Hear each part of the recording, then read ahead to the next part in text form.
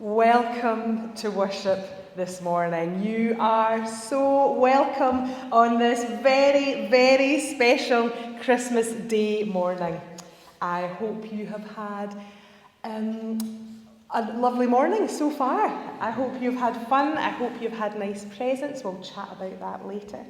But today, as we come, we want to remember that Christmas is a great time with presents and with food and stockings and family. But we also know that it's the day that we celebrate Jesus. And we know that in church we've been looking at our colours of Advent as we've thought about the story. So I'm going to test those who have been going to families at 4. Oh, pressure on, there's not many of you. So our first window was green, and it was faith. Well done. Did you read that? You knew it. Well done. Our next window, what colour? That was blue, and that's hope. Well done. Then we've got to go right to the back for gold. Who remembers what gold was? Love. You really paid attention. Then we've got white. Who remembers that one? Peace. It was. Well done. And what colour have we got today? Purple. You're right. It's purple. And purple is a very special colour because purple represents royalty. And as we think about Jesus being born, we want to especially think that he was born as a king. This little tiny baby, born in the middle of nowhere, became king of the universe. And there's a very special song that we sometimes sing in church, and it's called Servant King. And it tells us that this king didn't come to rule in majesty and throw all his power about and say, you do this and you do that. But this special king came to serve. I'd like to invite Christina to come and to sing our song this morning. This is a song that can really only be sung by a child, I think. We had Vera Lynn singing it in church the other day, which was hilarious. But we've got somebody far more special to be certainly singing our special song this morning. We're just going to do one verse.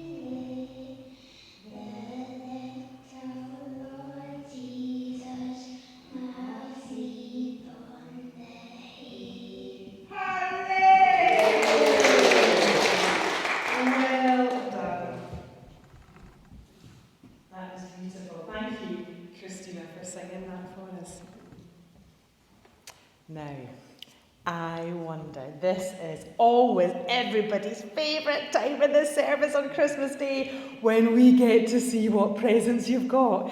Now, normally the minister would get to play with them or look at them, but we're not allowed to, so this proper is show and tell. So, did anybody bring any gifts with them?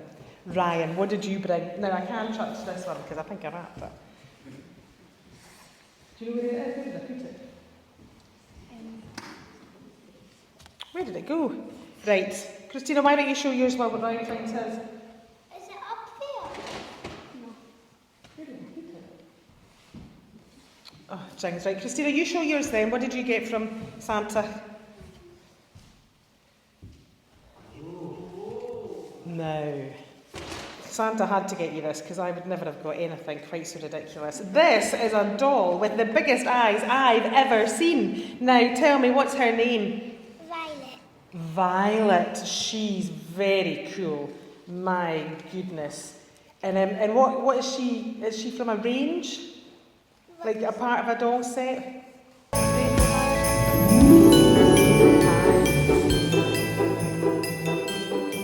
Are you going to have lots of fun playing with that? You're not sure? I think you're going to have lots of fun playing with that. I think she's going to go shopping and go to parties and you'll have lots of fun. Did anybody bring anything that you got? What have you got? You can come stand.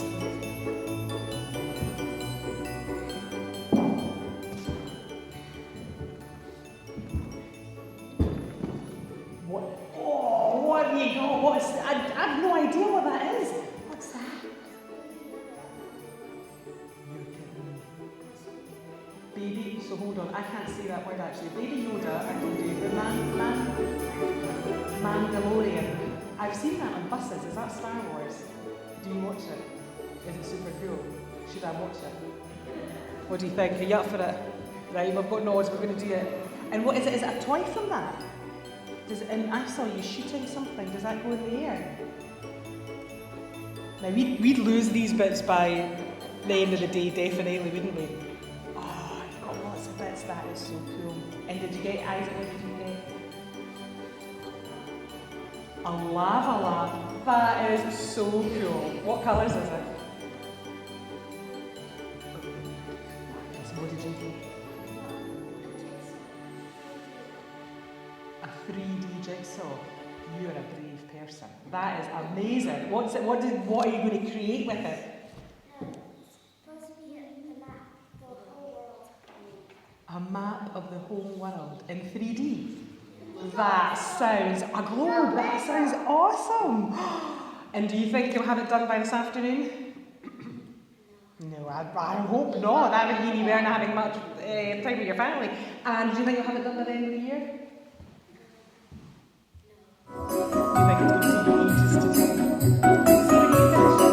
Send us a picture and we'll put it on our Facebook page. That would be brilliant. Daniel, what did you get? Any nice gifts from Santa? Me? Daniel? Socks. Socks.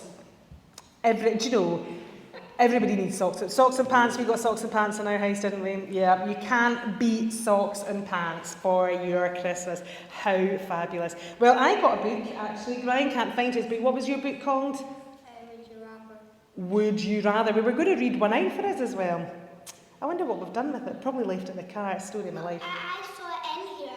Oh, well, if somebody comes, they'll find the book and they'll have a lovely time. So, would you rather, and it's got different questions, doesn't it? Would you rather, like, you know... Would you rather eat rice for your whole life for your breakfast or eat bread for your whole life for your breakfast? Right, would you rather, if you could only have something for breakfast, would you rather have rice every morning or would you rather have bread? What would you choose, Ryan? Bread. I totally choose bread. Anybody, what would you choose? Bread. Bread. Anyone choose rice? Yay! You didn't live in China for that long to not want rice for breakfast. How fabulous. That's what you got. Well, I got a book as well, which I got this morning. Matt Woodcock, Being Reverend, a diary. So I'm going to see if there's any tips for me on how to be a reverend. I think this was written in more normal times, so that's what I got for my Christmas, which was lovely. And I hope that everybody had lots of lovely gifts that they got. So, we are going to read from the Bible. And I was going to get somebody to read this, Ryan, but there's far too many difficult words. And I'm a bit nervous because some of the words for me are a bit tricky because it's written about a place far away. But this is a story I'm sure you've heard before. And it's from Luke chapter 2, reading from verse 1. In those days, Caesar Augustus issued a decree that a census should be taken for the entire Roman world. This was the first census that took place while Quirinius was governor of Syria. And everyone went to their own town to register. So Joseph went up to the town of Nazareth in Galilee to Judea, to Bethlehem, the town of David, because he belonged to the house of the line of David. He went there to register with Mary, who was pledged to be married to him and was expecting a child. While they were there, the time came for the baby to be born, and she gave birth to her firstborn, a son. She wrapped him in cloths, laid him in a manger, because there was no room at the inn. This is a story that we tell every year at Christmas time about the birth of Jesus. And Christmas is such a special time in the church calendar. Now, I want to show you something. This is one of our Christmas decorations from the Purden house. But do you know, we don't put this up at Christmas, do we? No. How often do we put this up? We have this up every day. We bought it at Christmas time, but we put it up every day. This house believes. This is a reminder for us every day that we are a family that believe. We believe that Jesus came as God to save us. We believe that the baby that was born is hope and salvation. This little baby is the light of the world. Sometimes the world tries to tell you, you're mad for believing. When I was at primary school, my friend didn't believe in God, didn't want to go to church, and thought, my friend Louise believes in God. I think she's a bit mad. But you know what? I know, even back in primary, I knew that God was real. And all these years later, I still believe and I still know that God is real. Some people might think, how can you believe in God when there's a terrible virus that won't go away? How can you believe in God when there's all this suffering? What use is a baby when the world's in a mess? But this baby came into the world when it was a mess to bring hope and to change the world. And this baby continues to change the world. And all we have to do is believe. Believe and trust. Trust that the Son that was sent all those years ago, all over the world, is still being celebrated today. That is something that is really exciting and that is bringing the world hope and joy at a difficult time. We're going to listen to a carol that speaks about joy. I've said that with great confidence, but we have no idea because it never goes according to plan. But we'll see how we get on.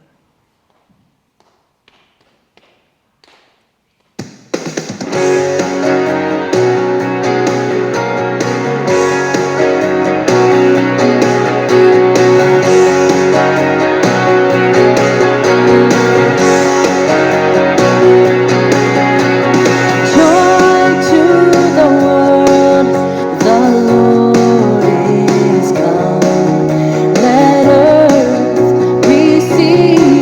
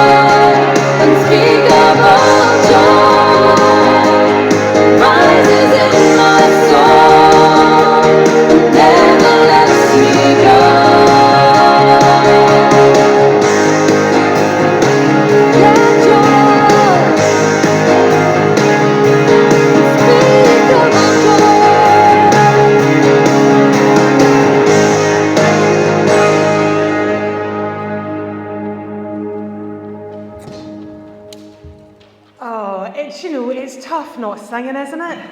I was just sitting, listening to that and thinking of my dad, who was sitting there, he would be belting it out and bending his knees and going for it, and instead he's sitting sedately nodding his head. Oh, that's right. And soon we're going to be able to belt out these songs with great joy.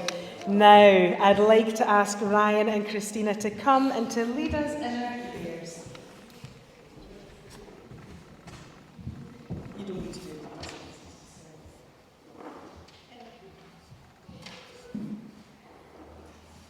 Let us pray. Dear Father God, we thank you for Christmas Day. We thank you for the gift of Jesus who was born in a stable, but who was the King of the universe. We pray for the world. We pray for children who are hungry and poor, frightened and alone. They may know that your Holy Spirit beside them. We pray for countries. We pray for countries where churches are not allowed to celebrate Christmas. Help them know that God is with them. Father God, there will be people who are really missing their family this Christmas. Would you be extra close to them? There are lots of people who are unwell and who are in hospital. Please help them. Be with all the key workers who are working on this special day. Make them know your blessing. Thank you that you love us. Thank you for the gift of Jesus and all that we do to make, and we may hold Jesus in our heart. Amen. Brilliant. Thank you so much. Prayer is certainly such an important part of our service, such an important part of our faith.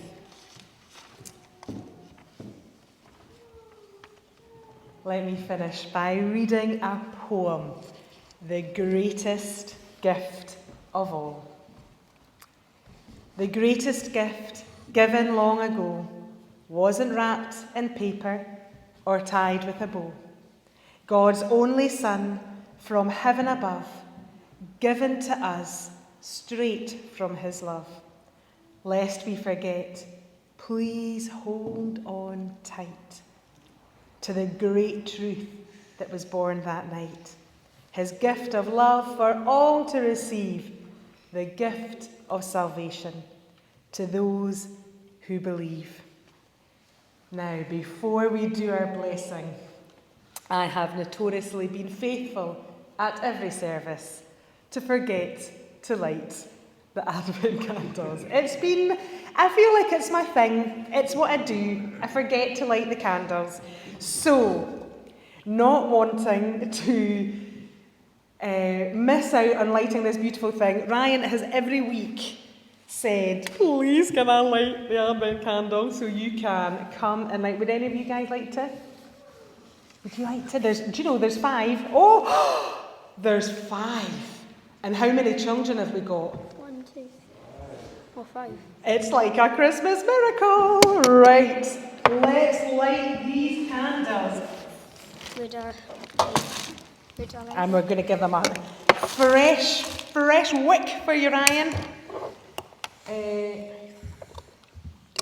Okay.